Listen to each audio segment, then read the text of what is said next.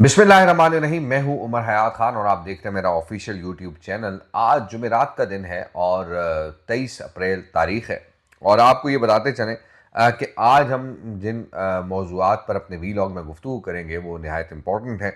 अमरीकी जो पेंटागन है उनका एक एतराफ़ सामने आया है और वो एतराफ़ क्या है इस हवाले से आपको बताएंगे। ख़ास तौर पर अमरीका ने आबनाए हुर्मुज़ को खुलवाने के लिए जो है वो तमाम जो तगोदो है वो नाकाम होने के बाद अब हाथ खड़े कर दिए हैं। अमरीकी पेंटागन ने जो अमरीकी कांग्रेस है उसको ब्रीफिंग दी है और ब्रीफिंग में ये बताया गया है कि अगर आबनाए हुर्मुज़ को खुलवाने के लिए जो कोशिशें की जाएं तो इसमें 6 माह का अरसा जो है वो लग सकता है, क्योंकि जो ईरान की जानिब से माइंस बिछाई गई हैं समंदर के अंदर, उन माइंस को क्लियर करने के लिए ये वक्त दरकार है और इसके साथ साथ माइन क्लियरेंस ऑपरेशन जो है वो भी करना पड़ेगा।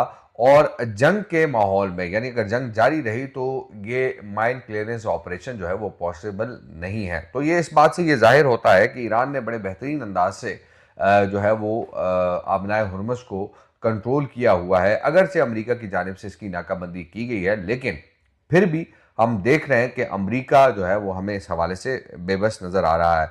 अमरीकी अखबार वॉशिंगटन पोस्ट ने रिपोर्ट किया है इस चीज़ को और पेंटागन ने हाउस आर्म सर्विस कमेटी को जो ब्रीफिंग दी है और उसमें ये कहा गया है कि अगर अमेरिका को आबनाए हुर्मुज़ खुलवाने के लिए अस्करी ऑपरेशन करना पड़ा तो ये अमल फौरी तौर पर मुमकिन नहीं है।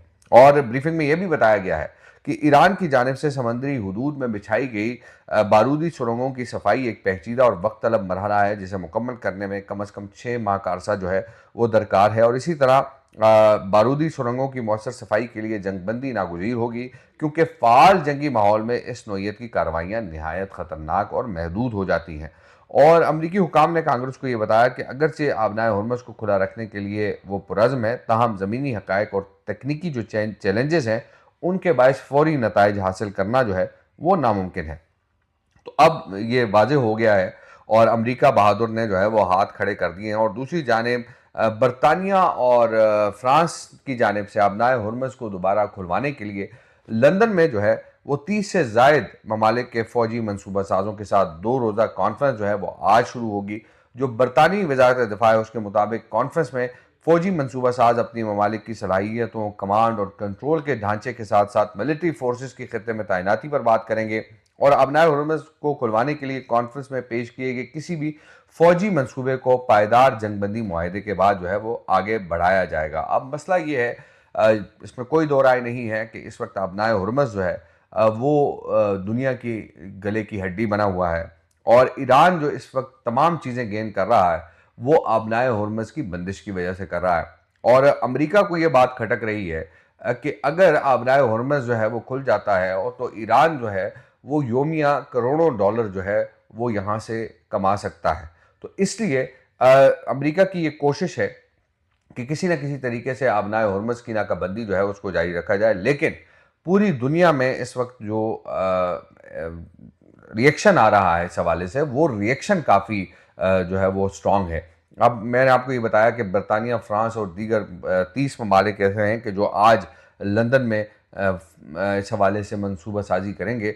लेकिन मसला ये है कि अब आबनाए हुर्मुज़ जो है वो यकीनी तौर पर खुलना जो नज़र आ रहा है इस वक्त वो हमें नामुमकिन नज़र आ रहा है। लेकिन अगर मुज़ाकरात कामयाब हो जाते हैं, कोई मुआहिदा हो जाता है, तो उस मुआहिदे के बाद यकीनी तौर पर आबनाए हुर्मुज़ जो है वो खुल सकती है। और इसी तरह जो तर्जुमान है व्हाइट हाउस की कैरोलिन लेविट, उन्होंने ये कहा कि ईरान से जो सीज़ फायर लाइन की सीज़ फायर की जो डेडलाइन है वो तय नहीं हो सकी है और वक्त का तयन जो है वो खुद कमांड इन चीफ करेंगे। और उन्होंने कहा कि ईरान को मुत्तफ़िका तजावीज़ के लिए चंद दिन दे रहे हैं और इस दौरान आर्जी जंगबंदी बरकरार रह सकती है और ईरान की जानिब से 2 जहाज़ों को तहवील में लेने को सदर ट्रंप जंगबंदी की जो है वो खिलाफ वर्जी नहीं समझते। तो ये भी एक बड़ा इंपॉर्टेंट नुक्ता है।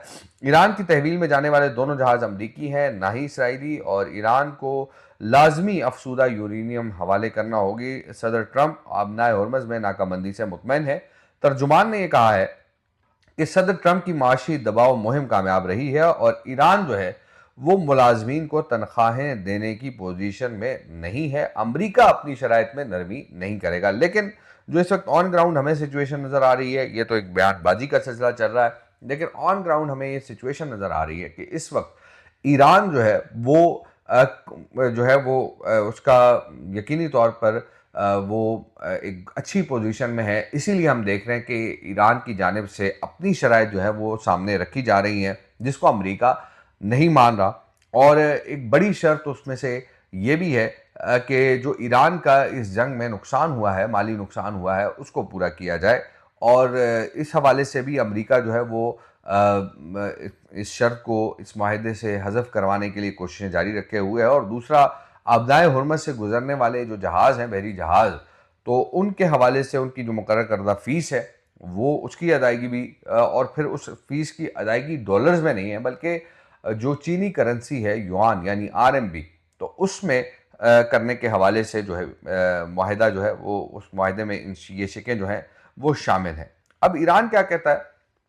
ईरान ये कहता है कि अमरीका अगर मुज़ाकरात की कामयाबी चाहता है और उसके लिए उसे इंसाफ, वक़ार और दानिशमंदी की बुनियाद पर काम करना होगा। और ईरानी सदर के दफ्तर ने मुल्की क़यादत में इख्तिलाफ़ात की खबरें मुस्तरद की हैं और कहा है कि ईरानी क़यादत के अंदर मिसाली इत्तेहाद मौजूद है। तर्जुमान है ईरानी सदारती दफ्तर के मेहदी तबातबाई, उन्होंने अमरीकी सदर का नाम लिए बगैर कहा कि दुश्मन जो है वो सियासी प्रोपेगेंडा कर रहा है। झूठ गढ़ने के बजाय इन्हें अपने वादा खिलाफी, धौंस और फरेबकारी जो है वो बंद करनी चाहिए।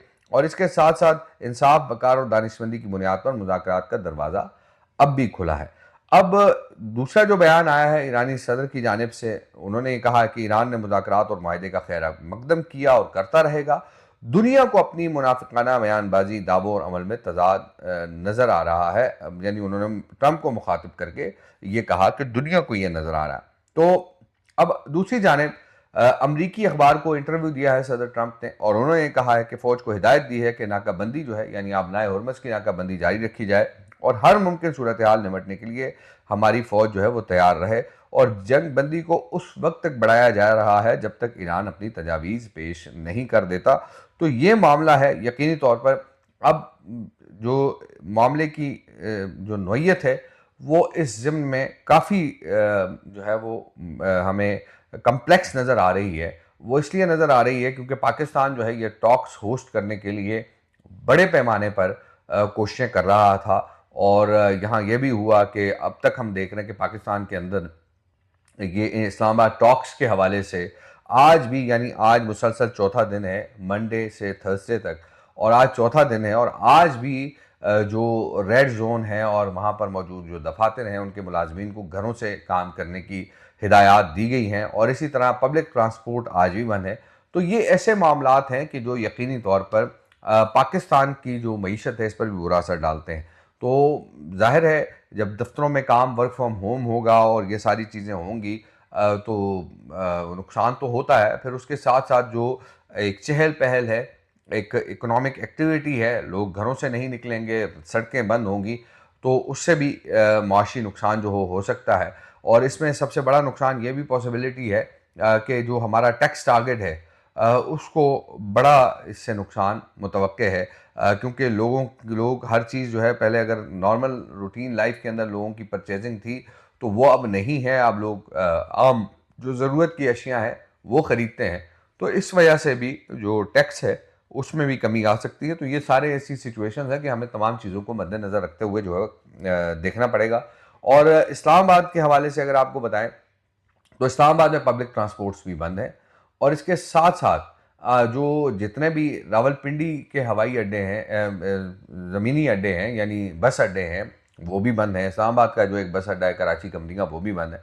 तो ये ऐसी सिचुएशन है कि लोगों को तकलीफ़ है। अब बीमारी की हालत में अगर आप आ रहे हैं, किसी डॉक्टर ने रेफ़र किया है इस्लामाबाद के किसी हॉस्पिटल में, तो ये भी उनके लिए भी बड़ी मुश्किलात का सामना है। तो इन तमाम मामलात को देखते हुए हुकूमत को एक इनिशिएटिव ये लेना चाहिए कि रेड जोन आपने सील कर दिया है, ठीक है, लेकिन इस वक्त जो सिचुएशन है वो यही है कि आप फिल फोर जो है वो जो बस अड्डे हैं या पब्लिक ट्रांसपोर्ट के अड्डे हैं उनको खोल दें। इस्लामाबाद के अंदर पब्लिक ट्रांसपोर्ट को ओपन कर दें, लोगों की नकलो हमल हो।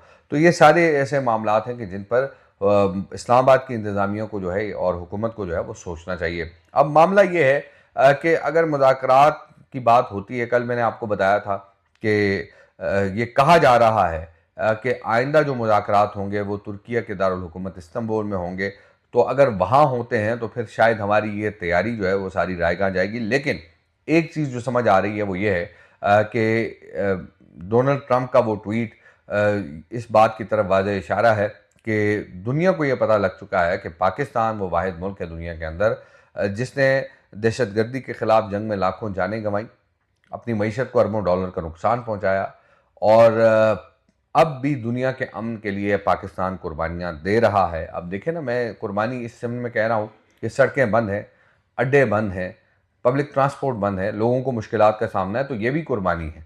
तो इन तमाम चीज़ों को मद्देनज़र रखते हुए दुनिया को पाकिस्तान ने इस तमाम सिनारियों में ये बावर करा दिया है कि पाकिस्तान जो है वो एक पुरअमन मुल्क है।